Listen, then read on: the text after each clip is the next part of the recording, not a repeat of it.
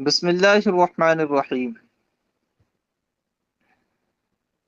یہ کتاب آپ کی شروع ہو رہی ہے تو تمہیدی گفتگو کے طور پر چند باتیں میں عرض کروں۔ سب سے پہلے یہ کہ یہ کتاب شرح و عقود رسم المفتی عالم اسلام کے ایک عظیم محقق مرجع الفتاوی حبر الفحامہ بحر العلامہ فاضل النبیل عالم جلیل ذہبۃ الفقیہ ذکی النبی عمدۃ المتاخرین خاتمۃ المحققین الحسیب النصیب الادیب العریب سید محمد امین ابن سید عمر رضی اللہ تعالی عنہم اجمعین کی ہے، جنہیں پوری دنیا کے لوگ علامہ شامی علیہ رحمت و رضوان یا علامہ ابن عابدین شامی علیہ رحمت و رضوان کے نام سے جانتے ہیں۔ ان کی علمی جلالت کا اندازہ اس بات سے لگایا جا سکتا ہے سرکار اعلیٰ حضرت امام اہل سنت رضی اللہ تعالی عنہ کہ جن کی علم و فضل کی شہرت چار دانگ عالم میں ہے، اور کئی سو سال سے پہلے تک آنکھوں نے ان جیسا عظیم فقیہ، عظیم محدث، عظیم مجدد نہیں دیکھا۔ ان کے ایک شاگرد علامہ سید نعیم الدین مراد آبادی علیہ رحمت و رضوان ایک بار عرض کرنے لگے، حضور کہ میں نے علامہ شامی کی فتاوی شامی بھی پڑھی ہے اور آپ کی کتابیں فتاوی رضویہ وغیرہ بھی پڑھی ہیں، لیکن جو تحقیق میں آپ کے یہاں پاتا ہوں وہ تحقیق علامہ شامی کے فتاوی شامی میں مجھ کو نظر نہیں آتی۔ تو اعلیٰ حضرت علیہ رحمٰن نے کیا پیارا جواب دیا، تواضع انکساری بھرا جواب ہے اور علامہ شامی کی عظمت کو بھی بتا رہا ہے۔ فرمایا کہ ارے فتاوی شامی ہی کو تو پڑھ کر مجھے یہ تحقیق آئی ہے، اس کو میں نے کئی بار پڑھا ہے، اس کو پڑھ پڑھ کے مجھ کو یہ تحقیق آئی ہے۔ اللہ اکبر، اعلیٰ حضرت نے اس میں اپنے تواضع کا اظہار بھی کر دیا اور علامہ شامی کی عظمت بھی بتا دی۔ علماء کا اتفاق ہے اس بات پر کہ فتاوی شامی لکھے جانے تک مذہب حنفی میں اس وقت تک جتنی کتابیں فقہ میں لکھی گئیں ان سب میں سب سے بڑھ کر تحقیق فتاوی شامی میں ہے۔ فتاوی شامی سے بڑھ کر اگر تحقیق کسی کتاب میں ملتی ہے تو وہ فتاوی رضویہ ہے، بس اتنا سمجھ لیں۔ اور اعلیٰ حضرت علیہ رحمٰ کی تحقیق کا طرز ہو بہو وہی ہے جو طرز علامہ ابن عابدین شامی کی تحقیق کا ہے۔ اعلیٰ حضرت نے طرز تحقیق بھی علامہ ابن عابدین شامی سے سیکھا ہے، اور گفتگو مرتب کرنے کا طریقہ، دلائل لانے کا طریقہ بھی علامہ شامی علیہ رحمت و رضوان سے سیکھا ہے۔ تو یہ ان کی کتاب ہے، علامہ سید محمد امین ابن سید عمر، ہے نا، جن کو شہرت کے لیے مشہور طور پر ابن عابدین شامی یا علامہ شامی کہتے ہیں۔ آپ کی پیدائش 1198 میں ہوئی ہے، یعنی بہت پرانے نہیں ہیں۔ 1198 ہجری کتنی چل رہی بھی؟ 1446 چل رہی ہے نا۔ 1198 میں آپ کی پیدائش ہوئی ہے، 1198 شام کے ایک شہر دمشق میں۔ آپ کا گھرانہ انتہائی عالمانہ، فاضلانہ، شریفانہ، پرہیزگارانہ، متقیانہ، ادیبانہ گھرانہ تھا آپ کا، اسی میں آپ نے پرورش پائی، اور بچپن سے ہی ذہین و فطین تھے۔ قرآن مقدس جو ہے بہت چھوٹی سی عمر میں ہی حفظ کر لیا تھا، بہت چھوٹی سی عمر میں۔ تو اس کے بعد جب تھوڑے اور بڑے ہوئے تو آپ نے قرات وغیرہ اور دیگر علوم حاصل کیے۔ آپ کے اساتذہ میں علامہ زمان شیخ محمد سعید ابن ابراہیم حموی علیہ رحمت و رضوان کا نام بڑا مشہور ہے، اور آپ ان کے بڑے قریب رہے۔ آپ کی پوری عمر خدمت دین میں گزری، اور جس طرح آپ کا علم عظیم تھا اسی طرح آپ کا اخلاق بھی بہت عظیم تھا۔ اخلاقیات کے لحاظ سے عالم یہ تھا کہ آپ بہت زیادہ لوگوں پر احسان اور بہت زیادہ صلہ رحمی کرنے والے تھے۔ ان کی زبان پر جو کچھ ہوتا وہ دل میں ہوتا، اور ان کا عمل ان کے قول کے مطابق پایا جاتا، تواضع پسند کرتے تھے، امیروں کے یہاں اور حاکموں کے یہاں جانے سے پرہیز کرتے تھے، فقراء و مساکین سے محبت اور والہانہ طریقے پر آپ ملاقات کرتے تھے۔ آپ کی کتابوں کی تعداد 50 سے بھی زیادہ ہے، اور یہ کوئی چھوٹے موٹے رسلیے نہیں ہیں، کتابیں 10 15 15 جلدوں میں کتابیں ہیں یہ، وہ چھوٹی بھی ہیں بڑی بھی ہیں، اور ایسی اعلیٰ تحقیقی کتابیں ہیں کہ 10 لوگ مل کر محنت کریں تو اتنی کتابیں جو ہے عادتاً نہ لکھ سکے۔ علامہ شامی علیہ رحمت و رضوان سلسلہ عالیہ قادریہ ہی میں بیعت تھے، اور اسی سے ان کو خلافت اور اجازت حاصل تھی۔ آپ کے پیر و مرشد کا نام حضرت شیخ المشائخ شیخ محمد شاکر علیہ رحمت و رضوان ہے، جن کی صحبت میں آپ نے ایک عرصہ دراز اپنا گزارا اور ان سے فیض حاصل کر کے عالم کو فیض بانٹا۔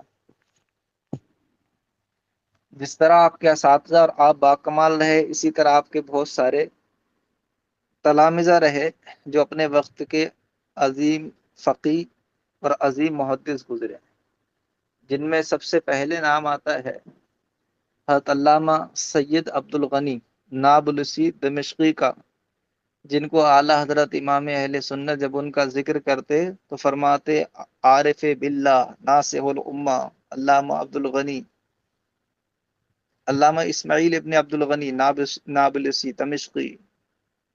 اعلیٰ حضرت علیہ رحمٰن نے تقریباً 50 سے 60 حوالے فتاوی رضویہ میں ان کی کتاب سے نقل کیے ہیں، اور اعلیٰ حضرت ایسے کسی کو عارف باللہ نہیں کہتے، وہ جسے عارف باللہ کہہ دیں، ناصح الامہ کہہ دیں، امت کو نصیحت کرنے والا، تو وہ سمجھ لو بہت بڑی شخصیت کے حامل ہیں، تو وہ ان کے شاگرد ہیں۔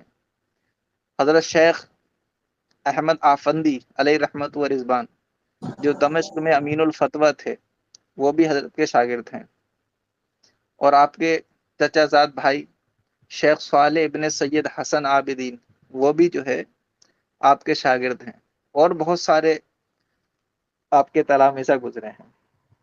اکثر لوگوں کو شبہ ہوتا ہے آپ کے نام میں، کیونکہ آپ کا نام سید محمد امین ابن سید عمر ہے، لیکن آپ مشہور ہیں ابن عابدین کے نام سے، کچھ لوگ اس کو ابن عابدین پڑھتے ہیں، ابن عابدین، اور اس کی وضاحت یہ کرتے ہیں کہ جو آپ کے والد صاحب اور والدہ بہت بڑے عبادت گزار تھے، اور چونکہ وہ دو تھے تو عابدین ہونا چاہیے تثنیہ، کہ دو عابدوں کا بیٹا، لیکن وہ غلط کرتے ہیں، یہ عابدین نہیں ہے، یہ عابدین ہی ہے، ابن عابدین ہی لفظ ہے، اور اس کی وجہ یہ ہے کہ آپ کے اجداد میں، یعنی آپ کے داداؤں میں ایک بزرگ گزرے ہیں سید محمد صلاح الدین، ان کا لقب تھا عابدین، سید محمد صلاح الدین علیہ رحمہ ان کا لقب عابدین تھا، تو اپنے ان دادا کی جانب نسبت کر کے ان کو ابن عابدین کہا جاتا ہے، یعنی عابدین کا بیٹا، تو اولاد چونکہ اجداد کی بیٹے تو ہوتے ہیں، تو ان کی طرف نسبت کر کے ان کو ابن عابدین کہا جاتا ہے، تو یہ عابدین ہی لفظ ہے، اور اس کے بارے میں اگر کوئی پوچھے تو بتانا کہ یہ اس کی نسبت، یعنی یہ ان کے والدین کے لحاظ سے نہیں کہا جاتا ہے، بلکہ ان کے اجداد میں ایک بزرگ ہیں سید محمد صلاح الدین، ان کا لقب عابدین تھا، ان کی جان نسبت کر کے ان کو ابن عابدین کہا جاتا ہے۔ آپ کا وصال شریف ملک شام ہی کے اندر ہوا، اور وہیں آپ کی تدفین ہوئی۔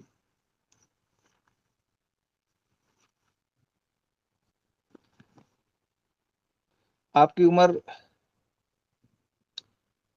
آپ کا وصال شریف 1252 میں ہوا ہے، 1252 میں آپ کا وصال شریف ہوا ہے، یعنی آپ کی عمر 60 سال ہوئی ہے فقط۔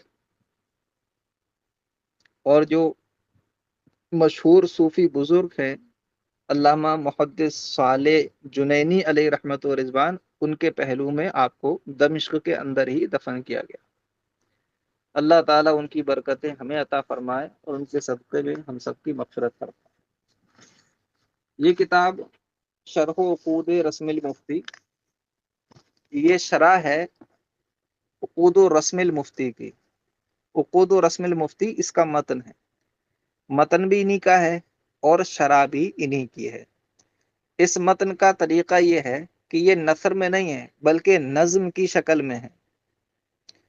مصنف علیہ رحمہ کی قابلیت کا اندازہ آپ اسی سے لگا لیجئے کہ فتویٰ نبیسی کی جو اصول ہیں اتنے دقیق باریک، ان کو آپ نے اشعار کی لڑی میں پرو دیا، ان کے ضابطے اور قاعدے اشعار میں آپ نے جمع کر دیے۔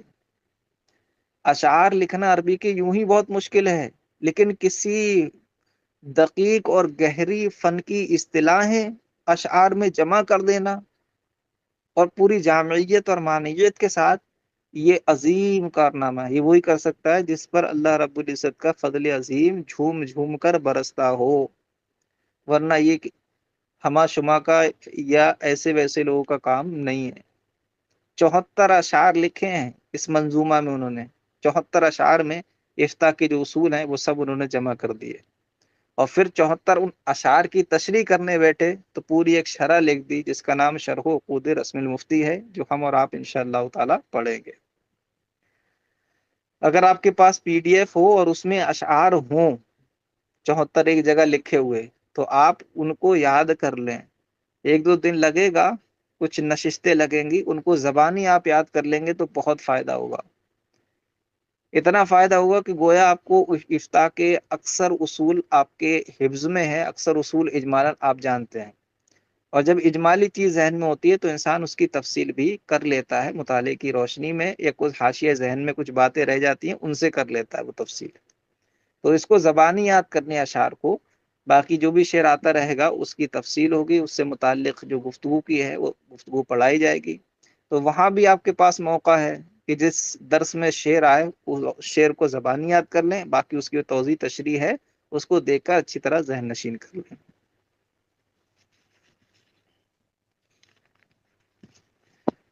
دیکھیں اب خطبہ دیکھیں۔ بسم اللہ الرحمن الرحیم، اللہ کے نام سے شروع جو بہت مہربان رحمت والا۔ الحمد للہ الذی من علینا فی البدایۃ بالہدایہ وانقذنا من الضلالۃ بمحض الفیض والعنایہ۔ تمام تعریفیں اس اللہ کے لیے جس نے ہم پر احسان فرمایا ابتدا میں ہدایت دے کر، وَأَنْقَذَنَا مِنَ الضَّلَالَةِ بِمَحْضِ الْفَيْضِ وَالْعِنَایَةِ، اور ہمیں گمراہی سے بچایا خالص اپنے فیض اور خالص اپنی عنایت کے ذریعے۔ وَالصَّلَاةُ وَالسَّلَامُ عَلَى سَيِّدِنَا مُحَمَّدٍ الَّذِي هُوَ الْوِقَایَةُ مِنَ الْغَوَایَا، اور صلاۃ و سلام نازل ہوں ہمارے سردار محمد عربی صلی اللہ تعالی علیہ وسلم پر، جو کہ گمراہی اور بے راہ روی سے بچانے والے ہیں، سراپا بچاؤ ہیں۔ وقایا کہا، واقعی نہیں کہا، وقایا سراپا بچاؤ ہیں وہ۔ وعلی آلہ واصحابہ ذوی الروایۃ والدرایا صلاۃ وسلاما لا غایۃ لہما ولا نہایہ، اور صلاۃ و سلام نازل ہوں آپ کی آل پر اور اصحاب پر، یعنی آپ کے صحابہ پر، جو کہ روایت اور درایت والے ہیں۔ ابھی میں ان کی تشریح کروں گا، جو کہ روایت اور درایت والے ہیں۔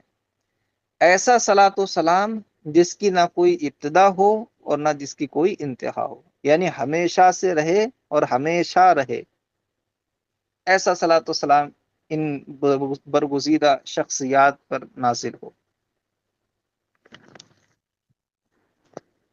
مصنف علیہ رحمت و رضوان نے تمام مصنفین اور کتب کی طرح جو ایک دستور ہے، اپنی کتاب کو بھی بسم اللہ اور الحمد للہ سے شروع کیا۔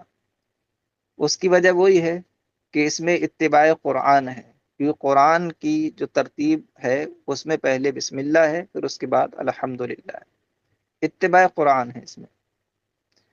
اتباع حدیث بھی ہے، کہ حضور نے فرمایا کل امر ذی بال لم یبدا بسم اللہ فہو ابتر، اور ایک میں بحمد اللہ کہا کہ جو عظیم الشان کام اللہ کے نام سے شروع نہ کیا جائے یا الحمد سے شروع نہ کیا جائے وہ بے برکت، ادھورا، ناقص ہوتا ہے نا۔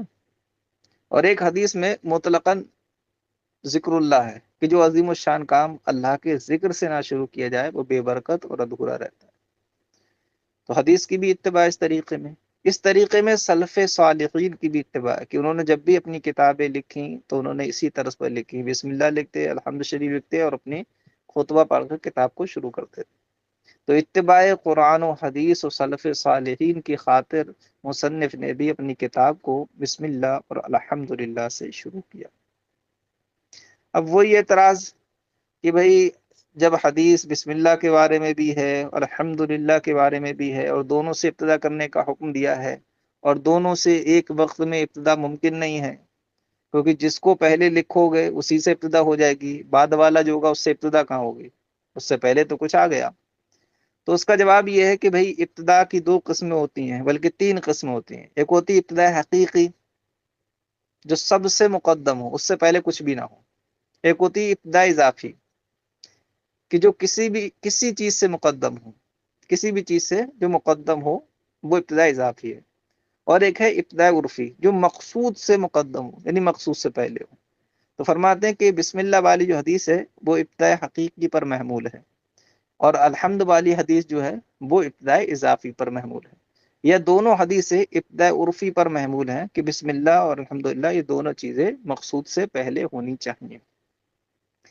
اس کا ایک جواب یہ دیا کہ یہ مطلق کو مقید پر محمول کیا جائے گا، مطلق کو وہ مقید کو مطلق پر محمول کیا جائے، کیونکہ ایک حدیث میں بسم اللہ کا ذکر ہے، خاص بسم اللہ کا، اور ایک حدیث میں خاص الحمدللہ کا ذکر ہے، لیکن جو تیسری حدیث ہے اس میں مطلقاً ذکر اللہ کا ذکر ہے۔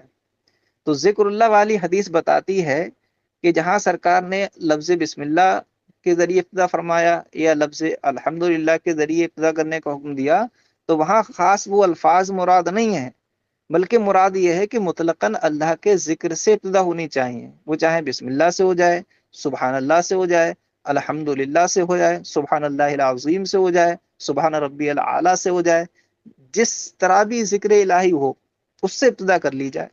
اور جب یہ معنی ہم مراد لیں گے تو بھائی استماع کسی کو کوئی اعتراض ہی نہیں پڑے گا کہ الحمد سے شروع کر لیا تب بھی حدیث میں عمل ہو گیا، بسم اللہ سے شروع کر لیا تب بھی حدیث میں عمل ہو گیا، کسی سے بھی کر لیں۔ تو یہاں جو مقید حدیثیں ہیں جن میں خاص خاص لفظوں کا ذکر ہے وہ سب مطلق پر محمول ہیں، اور ان سے مراد ہے مطلقاً اللہ کا ذکر۔ ٹھیک ہے۔ الحمد، حمد کسے کہتے ہیں؟ حمد کہتے ہیں الوصف بالجمیل علی وجہ تعظیم و تبجیل، کہ تعظیم اور توقیر کے طریقے پر زبان سے تعریف کرنا یہ حمد کہلاتی ہے۔ اگر تعریف اختیاری خوبی پر نہیں ہے بلکہ اضطراری خوبی پر ہے، غیر اختیاری خوبی جیسے کسی کا گورا ہونا ہے نا، کسی کا لمبا ہونا، کسی کی آنکھوں کا خوبصورت ہونا، کسی کے بالوں کا خوبصورت ہونا، کسی کا ذہین و فطین ہونا، کسی کا بہت اچھے اخلاق والا ہونا، یہ تمام چیزیں وہ ہیں جو غیر اختیاری ہیں، کہ اللہ نے اپنے فضل سے دی ہیں، انسان کا اس میں اپنا کوئی کسب نہیں ہے، اس نے محنت کر کے حاصل نہیں کی ہے۔ تو غیر اختیاری خوبی پر اگر تعریف کی جائے زبان سے تو وہ حمد نہیں کہلائے گی، وہ مدح کہلائے گی، کیونکہ مدح عام ہوتی ہے۔ اختیاری اور غیر اختیاری خوبی جس پر بھی تعریف کی جائے وہ سب مدح ہے، لیکن حمد وہی ہوگی جو اختیاری خوبی پر زبان سے تعریف ہو۔ پھر اگر یہ تعریف نعمت کے مقابلے میں تو اس کو شکر کہا جائے گا، کیونکہ شکر یہ نعمت کے مقابلے ہی ہوتا ہے نا۔ حمد اور مدح کے لیے نعمت اس کی جانب سے ملے، سامنے والے کی جانب سے، یہ ضروری نہیں۔ پھر شکر میں ایک عموم اور ہے کہ شکر جس طرح زبان سے ادا ہو سکتا ہے اسی طرح وہ اعضائے جوارح یعنی بدن کے حصوں سے، حرکتوں سے، حیاتوں سے بھی ادا ہو سکتا ہے۔ جیسے کسی نے کچھ انعام دیا، آپ نے ہاتھ سے اشارہ کیا اس کو آداب و سلامی کا، تو یہ بھی شکر ہے۔ کسی نے کچھ دیا آپ کو، آپ اس کی تعظیم کے لیے ہاتھ باندھ کر کھڑے ہو گئے، یا آپ نے اس کے ہاتھ چوم لیے، یا آپ نے اس کی پیشانی کا بوسہ لے لیا، یا آپ نے اس کے قدم چوم لیے، تو آپ نے کہا تو کچھ نہیں زبان سے، مگر یہ فعل چونکہ آپ نے اس کی تعظیم کی نیت سے کہا ہے اور نعمت دی ہے اس لیے کیا ہے، تو یہ بھی شکر کہلائے گا۔ تو شکر میں عموم ہے کہ وہ زبان سے بھی ہو سکتا ہے اور آزائے جبارے سے بھی ہو سکتا ہے، اور جب بھی ہوگا وہ نعمت کے مقابل ہی ہوگا۔ ٹھیک ہے، اب یہ کہا کہ تمام تعریفوں کا ترجمہ کیا نا میں نے، یہ تمام کا جو معنی ہے وہ الحمد پر جو الف لام ہے اس الف لام کی وجہ سے پیدا ہوا، کیونکہ الف لام جو ہے نا وہ استغراق کا ہے۔ چار طریقے کا الف لام ہوتا ہے جو کسی نہ کسی معنی کا افادہ کرتا ہے، وہ الف لام چار طریقے کا ہے۔ جو کسی معنی کا افادہ نہ کرے وہ زائدہ ہوتا ہے، جیسے الحسن والحسین جو علم وغیرہ پہ آتا ہے، اس سے کوئی معنی حاصل نہیں ہوتا ہے نیا، بس تحسین کلام کے لیے الفاظ کو اچھا بنانے کے لیے لاتے ہیں۔ لیکن جو الف لام کسی معنی کا فائدہ دیتا ہے وہ چار قسم پر ہے: استغراقی، عہد خارجی، عہد ذہنی اور جنسی۔ یہاں الف لام استغراقی ہے۔ الف لام استغراقی کا مطلب یہ ہے کہ یہ جس پر داخل ہوتا ہے، جس چیز پر، اس کے تمام افراد کو گھیر لیتا ہے، اس کے تمام افراد کا احاطہ کر لیتا ہے۔ تو یہ حمد پر داخل ہے تو حمد کے تمام افراد کو اس نے گھیر لیا، اور کہا کہ جتنی بھی حمد ہے، جتنی بھی تعریف ہے، وہ سب اللہ کے لیے، اور ہے بھی ایسا ہی۔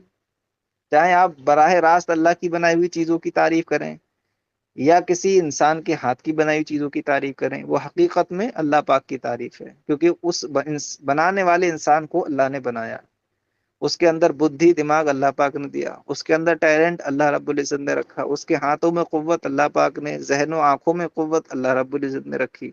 تو جس چیز کی بھی تعریف کی جائے گی وہ در حقیقت اللہ پاک کی تعریف ہوگی۔ تو حاصل یہ ہوا کہ جتنی بھی تعریف ہیں وہ سب اللہ کے لیے۔ الحمد للہ الذی من علینا فی البدایۃ بالہدایہ۔ مصنف کہتے ہیں کہ جس نے ابتدا میں ہم کو ہدایت دے کر ہم پر احسان کیا۔ ابتدا میں کیا مطلب یہ کہ اللہ رب العزت کے ہاں ازل ہی میں ہدایت یافتہ اور گمراہوں کے فیصلے ہو چکے ہیں۔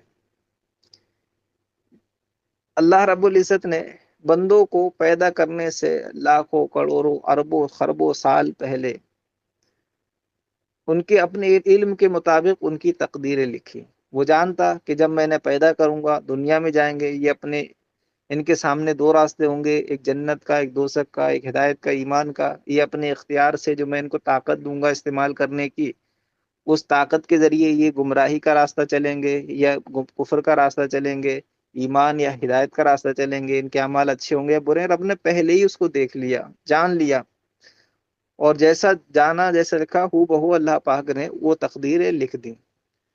اب اسی پر لوگ آئے اور اپنی زندگی گزار کر چلے گئے۔ تو جو یہاں ایمان والا ہوتا ہے دنیا میں، تو اس کا ایمان اللہ پاک نے ازل ہی میں لکھ دیا تھا کہ ایمان والا ہے، یہ ہدایت یافتہ ہے۔ تو اسی بات کی جانب اشارہ کر رہے ہیں مصنف کہ اللہ پاک نے ابتدا ہی میں ہدایت ہم کو دے کر ہم پر احسان کیا۔ اور اس میں آپ ایک غور اور کریں، اس خطبے کی خوبی بتاؤں۔ اس خطبے میں صنعت توجیہ ہے۔ صنعت توجیہ، صنعت توجیہ کا مطلب یعنی خطبے میں ایسے الفاظ کا لانا جس سے مقصود کی وضاحت ہو، صنعت توجیہ کہلاتا ہے وہ۔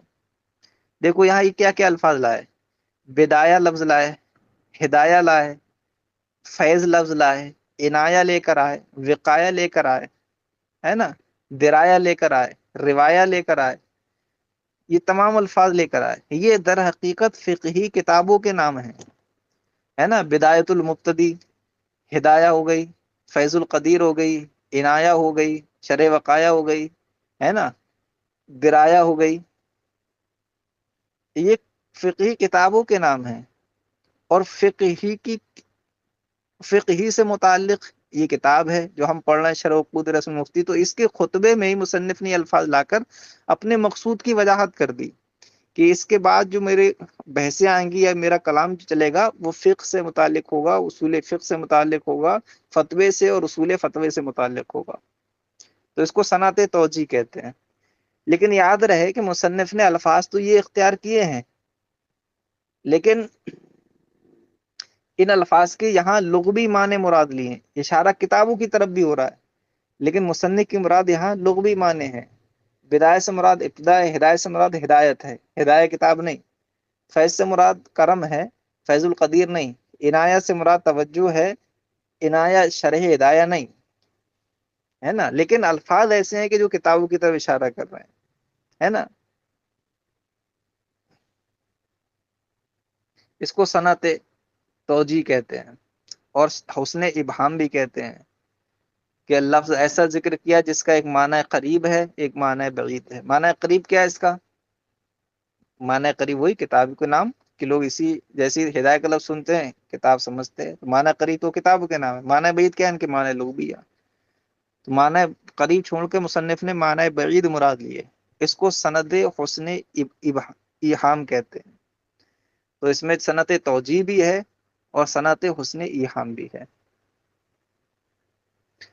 تمام تعریف ہے اللہ کے لیے جس نے ہم پر احسان فرمایا ابتدا میں ہدایت دے کر، وَأَنْقَذَنَا مِنَ الضَّلَالَةِ، اور ہمیں گمراہی سے بچایا، بِمَحْضِ الْفَيْضِ وَالْعِنَایَةِ، خالص کرم اور توجہ سے. بس. چلیے باقی مجھے لگ رہا ہے لمبا کلام ہو جائے گا، باقی میں کل پڑھاتا ہوں انشاءاللہ تعالی.